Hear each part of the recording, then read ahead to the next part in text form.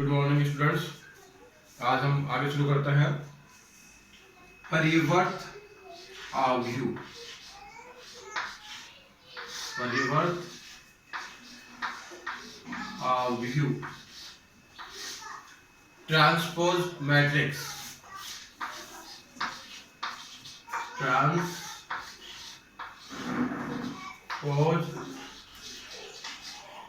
Matrix परिवर्त आव्यूह। यदि हम किसी भी मैट्रिक्स के सभी पंक्तियों को स्तंभों में बदल दें या सभी स्तंभों को पंक्तियों में बदल दें तो वह आव्यूह परिवर्त आव्यूह कहलाता है। उदाहरण मैट्रिक्स A 1 2 3 4 और मैट्रिक्स है, इसका परिवर्त एक का ट्रांसपोज या परिवर्त आव्यूह को एक डैश से भी लिखते हैं तो इसका परिवर्त आव्यूह होगा। यह पंक्ति है, इसको हम लिखेंगे स्तंभ के रूप में। ये दूसरी पंक्ति है, ये दूसरा स्तंभ। तो ये हो गया किसी भी आव्यूह का परिवर्त आव्यूह। एक और एग्जांपल लेते हैं, जैसे कोई मैट्रिक्स है 1 2 और 3, इसका हमें ट्रांसपोज निकालना है तो ये हो जाएगा 1 2 3। तो किसी भी मैट्रिक्स की पंक्तियों को स्तंभों में बदलना परिवर्त आव्यूह कहलाता है। सममित आव्यूह। सममित आव्यूह सिमेट्रिक मैट्रिक्स। सममित आव्यूह। सममित आव्यूह कोई मैट्रिक्स आपको दी हुई है और आपने उसका ट्रांसपोज निकाला, उसका परिवर्त निकाला और आपको वापस वही मैट्रिक्स प्राप्त होती है तो उसे हम ट्रांसपोज मैट्रिक्स कहते हैं। फॉर एग्जाम्पल, आपके पास कोई आव्यूह है A = √3 2 3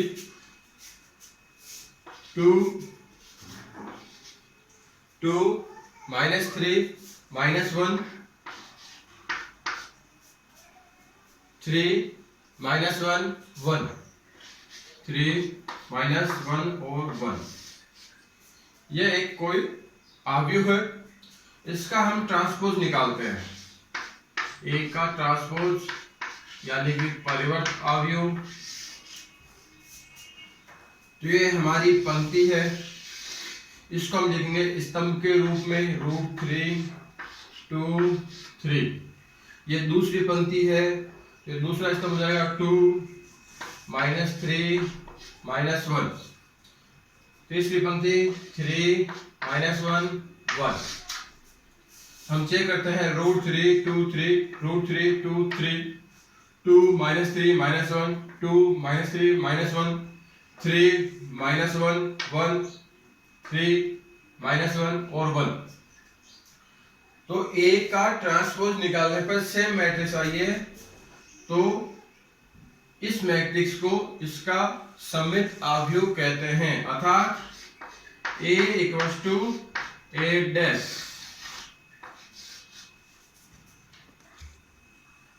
नेक्स्ट है विषम सममित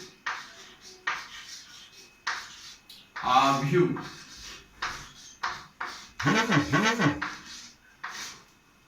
विषम सममित आव्यूह। यदि आप किसी मैट्रिक्स का ट्रांसपोज निकालते हैं और उसमें से माइनस को कॉमन लेने पर वह मैट्रिक्स पुनः प्राप्त होती है तो उसको उस मैट्रिक्स का विषम सममित आव्यूह कहते हैं। एग्जाम्पल, एक मैट्रिक्स है ए 0 E F 0 E F minus E 0 G minus F minus G 0। ये कोई मैट्रिक्स है, इसका हम ट्रांसपोज निकालते हैं, ए का ट्रांसपोज यानी कि परिवर्त अवयव। ये हमारी पहली पंक्ति है, इसको लिखेंगे हम स्तंभ के रूप में, दूसरी पंक्ति को दूसरे स्तंभ के रूप में, तीसरी पंक्ति को तीसरे स्तंभ के रूप में। इसमें से हमने माइनस को ले लिया कॉमन, तो 0 पे कोई फर्क नहीं पड़ता, माइनस ई हो गया plus E plus F minus E 0 plus G minus F minus G और 0। अब हम देखते हैं, यह मैट्रिक्स ए के समान है, 0 ई एफ माइनस ई 0 जी माइनस ई 0 जी माइनस एफ माइनस जी 0 माइनस एफ माइनस जी 0। तो ए डैश जो है अब ए का विषम सममित अवयव है, अर्थात ए बराबर होगा माइनस ए डैश। तो हम कहते हैं विषम सममित अवयव। विविध प्रश्नमाला का क्वेश्चन नंबर 8। आपको एक अवयव दिया हुआ है a इक्वल्स टू -2 -1 1 -2 -1 1 -1 7 4 -1 7 4 1 -x -3। यह एक दिया हुआ, यह एक सममित अवयव है। क्वेश्चन में दिया हुआ है कि यह एक सममित अवयव है। सममित अवयव का मतलब होता है a बराबर होता है a का ट्रांसपोज। तब हमें x की वैल्यू निकालनी है। तो ये मैट्रिक्स A है, इधर ये मैट्रिक्स A लिखेंगे, 2 -1 1 -1 7 4 1 -x -3 इक्वल्स टू ए का ट्रांसपोज।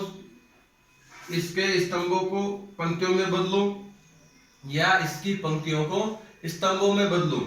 तो अब की बार हम स्तंभों को चेंज कर देते हैं, 2 -1 1 2 -1 1 -1 7 -x -1 7 -x 1 4 और -3। तो ये दोनों मैट्रिक्स तुल्य मैट्रिक्स है। कोई भी अवयव तुल्य अवयव कहलाता है यदि उनके संगत अवयव बराबर हो। तो ये यहाँ पे जो है -x तीसरी पंक्ति और दूसरे स्तंभ का अवयव है। इसी प्रकार से तीसरी पंक्ति और दूसरे स्तंभ का अवयव 4 है। तो तुलना करने पर -x इक्वल्स टू 4, तो x इक्वल्स टू -4। विविध प्रश्नावली का क्वेश्चन नंबर 11। एक अवयव दिया हुआ a इक्वल्स टू 6 2 5 4। इसको एक सममित व विषम सममित अवयव के योग के रूप में व्यक्त करना है। इसे हमें क्या करना है, इस मैट्रिक्स को सममित व विषम सममित अवयव के योग में व्यक्त करना है। तो इसका फॉर्मूला होता है a equals to 1/2 a plus a का transpose plus 1/2 a minus a का ट्रांसपोज। ए बराबर 1/2 ए प्लस ए का transpose plus 1/2 A minus A का ट्रांसपोज। तो A equals to half matrix A 6 2 5 4, इसका transpose 6 2 5 4 plus half A 6 2 5 4 minus 6 5 2 4। A equals to half, दोनों अवयवों को जोड़ने पर 6 + 6 12, 5 + 2 7, 5 + 2 7, 4 + 4 8, हाफ 6 - 6 0, 2 - 5 -3, 5 - 2 3, 4 - 4 0। प्रश्नमाला का क्वेश्चन नंबर 12। एक आपको मैट्रिक्स दी हुई है ए बराबर, और आपको ये कुछ प्रश्न हल करने हैं कि ए का ट्रांसपोज वापस ए आएगा, ए में ए का ट्रांसपोज जोड़ने पर सममित मैट्रिक्स प्राप्त होती है आदि। तो ये सभी जो है परिवर्त अवयवों के गुणधर्म है, वो अभी हमने किए नहीं है, अभी हम सिर्फ क्वेश्चन हल कर रहे हैं। तो हम देखते हैं इन गुणधर्मों को संतुष्ट करते हैं। पहला हमें सिद्ध करना है ए का ट्रांसपोज वापस ए आता है। तो हमें अवयव दिया हुआ ए इक्वल्स टू 2 1 1 -1 0 2 0 1 3। हम इसका ट्रांसपोज निकालते हैं।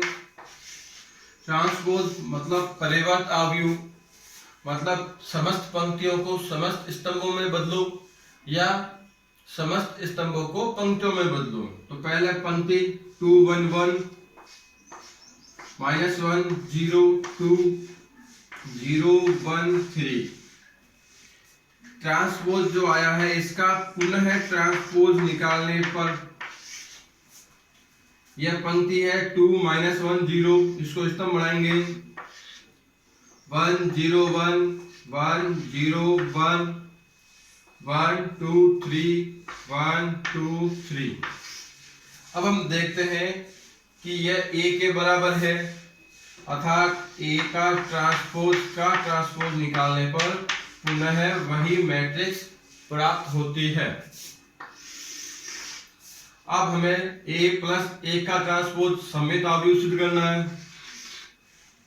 तो पहले मैट्रिक्स ए लिखेंगे, ए 2 1 1 -1 0 2 0 1 3। इसमें जोड़ना है आपको ए का ट्रांसपोज। तो पहली पंक्ति है 2 1 1, स्तंभ बना देंगे -1 0 2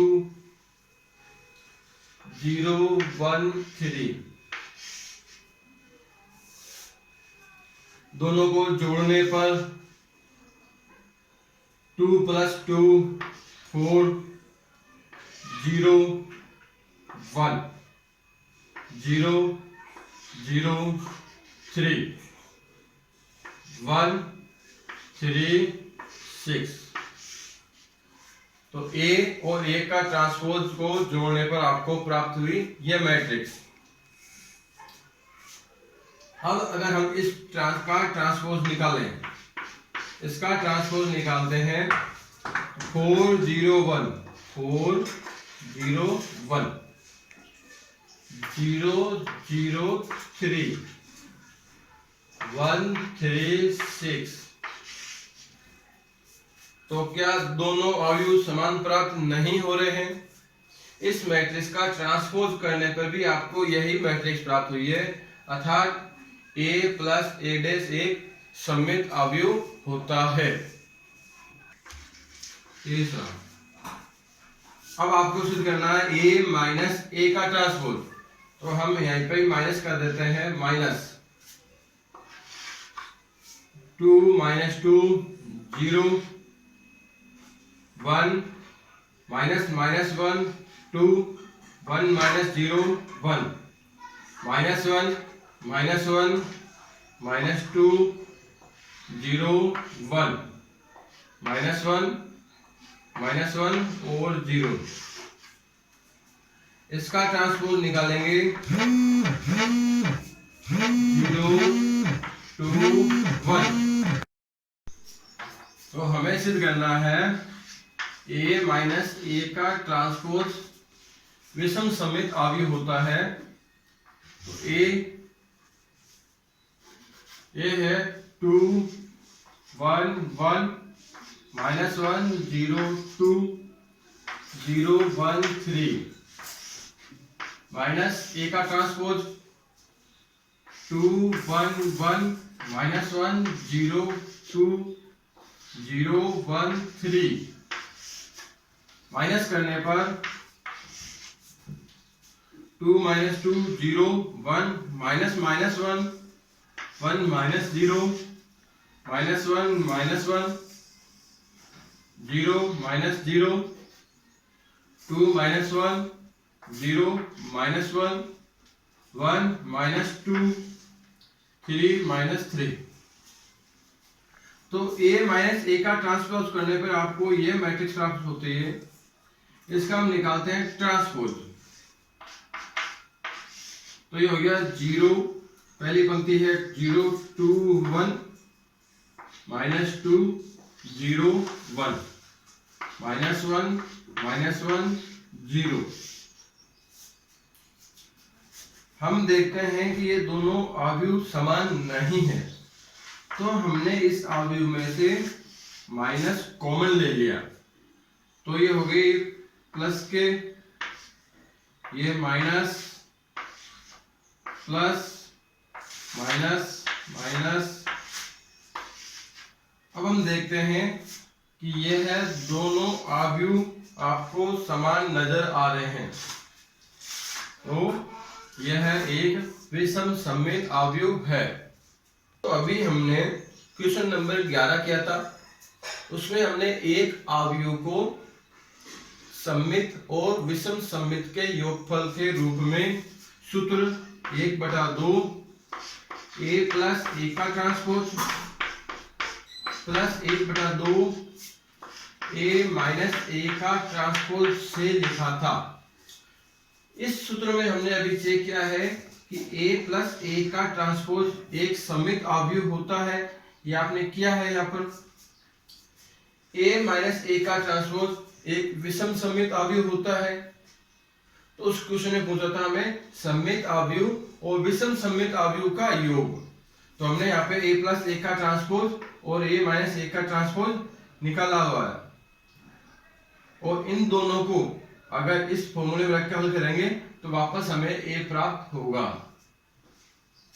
हमें सिद्ध करना है A गुणा A का ट्रांसपोज भी सममित अवयव होता है। A गुणा A का ट्रांसपोज, तो हमारा A है 2 1 1 माइनस 1 0 2 0 1 3। इसका ट्रांसपोज 2 1 1 माइनस 1 0 2 0 1 3। दोनों को गुणा करने पर तो पहले 2 गुणा 2 4 प्लस 1 गुणा 1 1 प्लस 1 गुणा 1 1। पहली पंक्ति को पहले स्तंभ से गुणा किया, अब पहली पंक्ति को दूसरे स्तंभ से गुणा करेंगे। 2 गुणा माइनस 1 प्लस 1 गुणा 0 0 1 गुणा 2 2। अब पहली पंक्ति को तीसरे स्तंभ के साथ गुणा करने पर 2 गुणा 0 0 प्लस 1 गुणा 1 प्लस 1 गुणा 3। तो पहली पंक्ति तीनों स्तंभों के साथ गुणा हो चुकी है। अब दूसरी पंक्ति को पहले स्तंभ के साथ गुणा करने पर -1 गुणा 2 -2 प्लस 0 गुणा 0 प्लस 2 गुणा 1 -1 गुणा -1 प्लस 0 प्लस 2 गुणा 2 4 -1 गुणा 0 0 0 गुणा 1 0 2 3 6। इसी प्रकार से 0 गुणा 2 0 1 गुणा 1 1 3 गुणा 1 3 0 0 6 0 1 9। हल करने पर 6 0 4 0 5 6 4 6 10। और अगर हम इसका ट्रांसपोज निकालते हैं तो 6 0 4 0 5 6 4 6 10 दोनों को देखने पर एक समान मैट्रिक्स आ रही है, अर्थात ये सममित अवयव है। इसी प्रकार से आपको ए का ट्रांसपोज गुणा ए खुद को करना है। विविध का प्रश्न नंबर 24, दो मैट्रिक्स दी हुई है और दोनों का गुणनफल बराबर 0 लाना है। तो हम यहाँ पे एलएचएस हल कर रहे हैं, तो दोनों को गुणा करेंगे। पहली पंक्ति को पहले स्तंभ से गुणा करने पर cos स्क्वायर अल्फा गुणा cos square beta, cos square alpha cos square beta plus cos alpha sin alpha cos beta sin beta. तो पहली पंक्ति पहले स्तंभ के साथ गुणा हो गई। अब पहली पंक्ति को दूसरे स्तंभ के साथ गुणा करेंगे। cos square alpha cos beta sin beta plus cos alpha sin alpha sin square beta. अब दूसरी पंक्ति को पहले स्तंभ के साथ cos alpha sin alpha cos square beta plus sin square alpha cos beta sin beta. इसी प्रकार से दूसरी पंक्ति को दूसरे स्तंभ के साथ गुणा करेंगे। cos alpha sin alpha cos beta sin beta plus sin square alpha sin square beta. अब हम देखते हैं कॉमन क्या आ रहा है। इसमें से cos alpha cos beta common आएगा, तो cos alpha cos beta common ले लिया, तो यहां पे बचेगा cos alpha cos beta plus sin alpha sin beta. इसी प्रकार से cos अल्फा और sin बीटा यहाँ पे भी कॉमन आ जाएगा, तो cos alpha sin beta common लिया, तो cos अल्फा बचेगा 1, यहाँ बचेगा cos beta, cos alpha cos beta sin alpha sin beta plus sin alpha sin beta. cos alpha sin alpha cos beta common आएगा, sin alpha cos beta common, sin alpha यहाँ पे बच गया cos alpha cos beta plus sin alpha sin beta, sin alpha sin beta. यहाँ पर sin alpha sin beta common आएगा, sin alpha sin beta, तो ये भी सेम बचेगा cos alpha cos beta plus sine alpha sign beta.